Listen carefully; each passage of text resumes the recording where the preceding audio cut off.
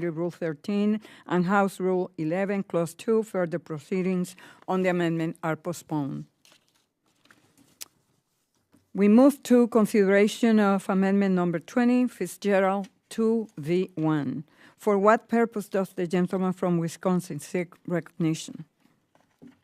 Madam Chair, I have an amendment at the desk. The clerk will report the amendment. Amendment to the amendment. Without objection, further reading of the amendment will be dispensed with. The gentleman is recognized for 5 minutes. Thank you, Madam Chair. This amendment directs the Small Business Administration to study the impact of tax increases on small businesses. Main Street firms have been hit exceptionally hard by the COVID-19 pandemic, as many businesses were forced to close up shop in order to comply with state and local mandated shutdowns. This was only made worse by the higher utilization of unemployment insurance and the federal stay-at-home bonus, leading to low job creation and a virtual economic freeze.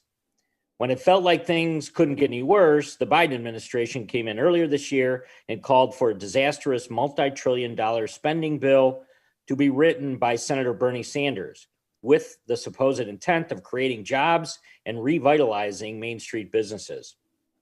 In announcing the legislation, the Biden administration, citing a Treasury Department analysis, said the president's agenda will protect 97% of small business owners from income tax increases, while delivering tax cuts to more than 3.9 million entrepreneurs. That figure is misleading. For starters, nearly 1/4 of small businesses are structured as C Corps and will therefore be subject to steep tax increases just as they are recovering from the pandemic. Even worse, the vast majority of small businesses are structured as pass-throughs and will be subject to federal tax rate of as high as 39.6%. Other provisions of the spending bill, such as increasing the death tax and eliminating bonus depreciation, would also fall upon small business owners. Additionally, this analysis fails to take into account the small businesses who continue to grow their earnings and businesses over time. An August 2019 study in the Journal of Monetary Economics shows that corporate taxation distorts the quote-unquote life cycle of a business, making it more difficult to invest their retained earnings and causing them to grow more slowly. We should be focused on growing small businesses, not hamstringing them. This amendment is simple, and it should be an easy vote for anyone who supports small business. Let's study the impact of tax increases on small businesses so we can ensure the SBA is holding the Biden administration accountable for their promise to protect Main Street. I urge my colleagues to vote yes on this common sense amendment, and I yield back. The gentleman yields back. Is there any further debate on the amendment? Madam Chair, I seek recognition and I move to strike the last word. The gentlelady from California is recognized for 5 minutes. I rise in strong opposition to this amendment. The Small Business Administration is skilled at administering resources and grant programs to our nation's small businesses, but they are not tax policy experts. This would be better assigned to the Treasury Department with data from the Internal Revenue Service's Small Business and Self-Employed Division. Second, this amendment will divert needed resources from the Small Business Administration from its intended function, which is to deliver much needed relief to the businesses we all know are still suffering from the economic fallout of the pandemic. As the Delta variant rages across all corners of the country, we know that our small businesses are not out of the woods yet, and preventing much needed investments that we need in SBA in order to fulfill this amendment's purpose will leave our small businesses high and dry. Finally, any changes to these tax policies are within the exclusive purview of the Ways and Means Committee. Any amendment to constrain or eliminate funding in our committee's jurisdiction to make historic investments to small businesses following a once-in-a-year pandemic based on what another committee may or may not do is a foolish concession of our committee responsibilities to help small businesses. For all these reasons, I oppose this amendment and I urge my colleagues to do the same, and I yield back. The gentlelady yields back. Is there any further debate on the amendment? Madam Chair, this is Congressman Luke Demare. I move to strike the last word. The gentleman from Missouri is recognized for 5 minutes. Thank you very much. I think, we've had a couple of amendments here, and this is another one we think is very important to be able to understand the effects of the tax increases in this huge monstrosity of a bill here with regards to the impact on small businesses and their employees and their employers.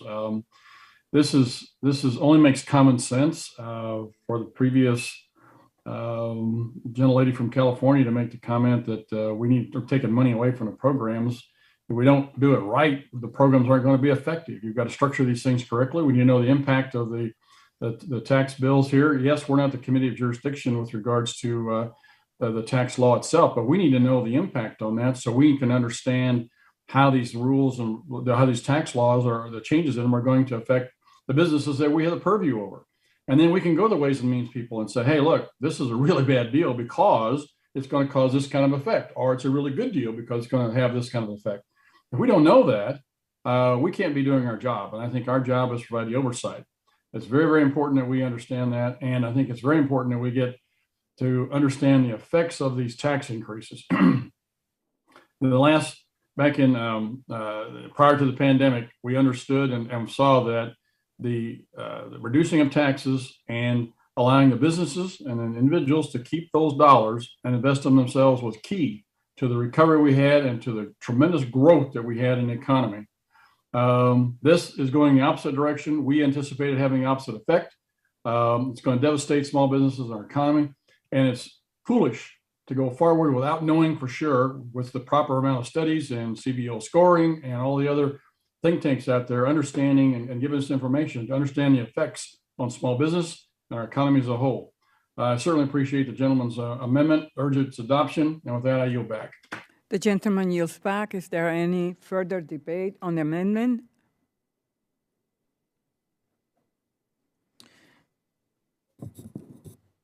I will recognize myself to say that I ask my colleagues to oppose this poison pill amendment, which tries to derail this process today.